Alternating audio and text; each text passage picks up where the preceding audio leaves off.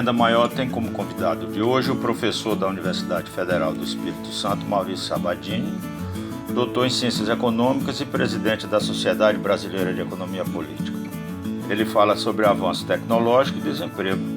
Veja a entrevista.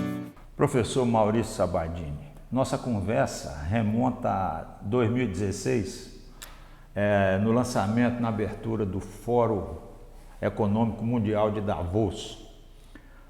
O idealizador do fórum, Klaus Schwab, disse na época, quando ele lançou a quarta revolução industrial, que nunca houve, nem nunca até então, um impacto tão grande por causa da revolução industrial, da quarta revolução industrial, que ia gerar desemprego, eu anotei aqui, dependência cada vez maior do homem à máquina, em meio a comodidades, a grandes comodidades, né? E eu queria perguntar para você na nossa conversa, esse avanço tecnológico, essa revolução, em meio a essas comodidades todas que são inegáveis, ele gera ganhos sociais para a maioria da população? Eu acho que uma coisa que a gente tem que, antes de tudo, saber é que a economia ela é uma ciência social complicada, portanto não é uma ciência exata e que existem leituras, né, diferentes para determinados assuntos. No que tange à questão da tecnologia e os ganhos sociais, né, ou os malefícios sociais, né, a gente pode mais ou menos caracterizar, de certa forma, aqueles que acham que a tecnologia gera desemprego, aqueles que acham que a tecnologia, ao contrário, ela cria novas oportunidades, portanto, novos postos de trabalho, e aqueles também que acreditam que ela gera desemprego, mas ela não é a única responsável pela criação desse desemprego, né?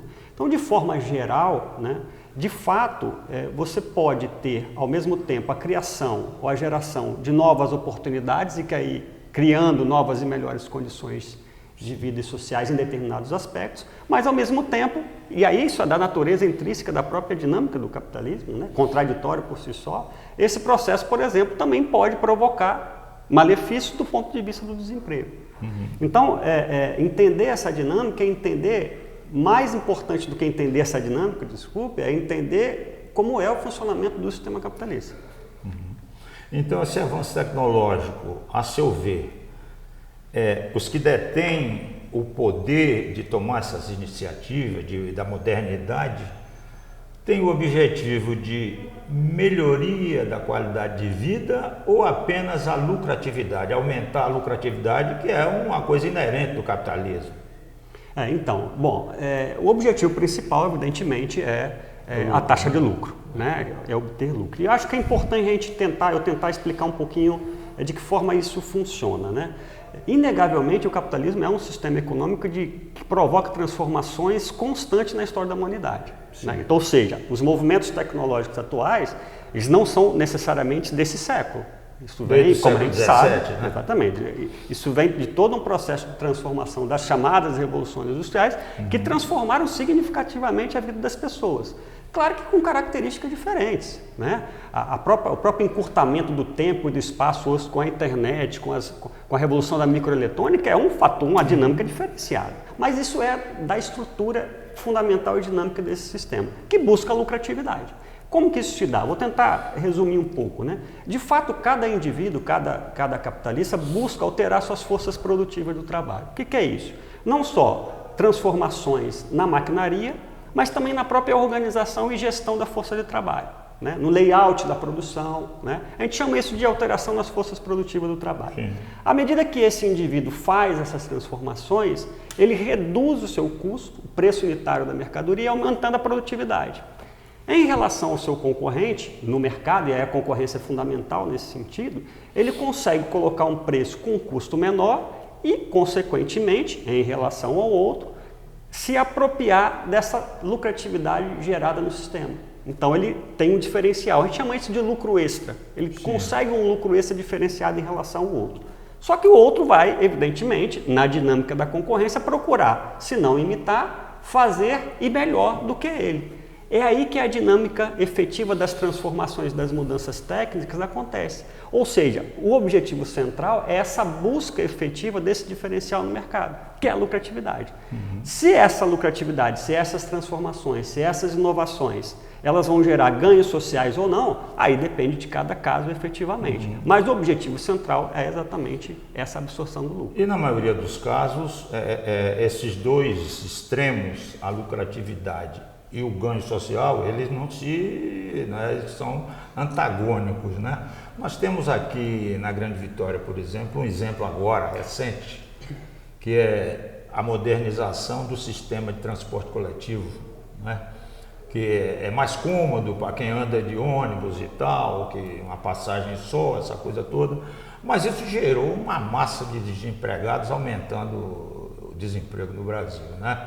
Então, é uma coisa contraditória. Como explicar isso?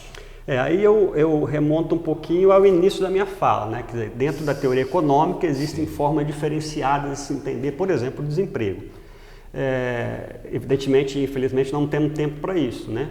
Mas, de maneira geral, a corrente do pensamento hegemônica, dominante, que hoje prevalece, né? Ela entende o desemprego como voluntário, né? O indivíduo, na realidade, ele não está sujeito a ofertar sua força de trabalho, né, a um determinado nível salarial. Então ele retira dos fatores exógenos, portanto da estrutura, essa responsabilidade. Sim. E coloca para o indivíduo. Então o indivíduo se sente responsável porque ele não é qualificado, porque ele não tem efetivamente uma inserção que deveria ter, até porque dependendo da idade isso é mais difícil ou menos difícil. Então há uma introdução própria como responsabilização do próprio indivíduo, né? Então, claro que outras correntes do pensamento econômico vão dizer não, de fato é o seguinte, o desemprego não é voluntário, ele é involuntário. Existem fatores, a recessão econômica, a própria tecnologia que pode gerar em determinados setores esse processo de desemprego, fatores estruturais. E outros vão dizer também o seguinte, olha, desemprego é uma característica intrínseca à natureza do capitalismo. Ele vai existir em maior ou menor quantidade, né, de acordo com as circunstâncias conjunturais e estruturais. Se vivemos uma recessão, a tendência natural do desemprego é aumentar. Se vivemos determinado período de crescimento econômico, a tendência natural é uma oferta de postos de trabalho. Mas isso é da natureza do capitalismo, sempre existiu, porque a própria dinâmica da acumulação gera isso. Aliás, é necessário, porque veja, se você tem um número de desemprego, um número de desempregados efetivo no mercado, ele pressiona inclusive para baixo o salário daqueles que estão empregados. Sim. Pressiona até o conhecimento, a aprendizagem, a partir do momento que não se dá meios de acesso a esse conhecimento. Nós estamos vendo isso aqui agora na UFES, com corte de verbas para pesquisas, a corte na área de educação. Não é verdade?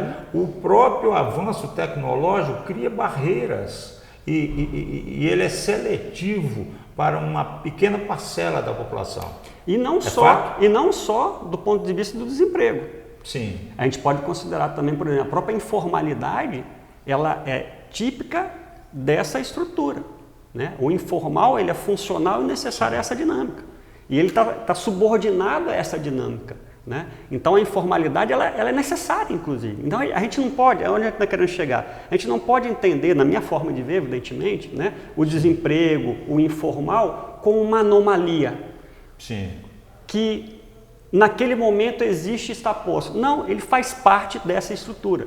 Aí você vai falar, mas a informalidade nos países capitalistas desenvolvidos, né, que até tem, ela é muito menor e inexistente em relação aos países capitalistas subdesenvolvidos. É óbvio, só que a gente também não pode entender os países capitalistas subdesenvolvidos de um lado e os desenvolvidos do outro. Se tem desenvolvido é porque tem o subdesenvolvido. Exatamente. A gente tem que entender a dinâmica da totalidade. Exatamente. Essa conversa nossa é conversa para muito mais tempo. Mas, infelizmente, nosso tempo está terminando, professor Maurício Sabadini. Eu quero lhe agradecer.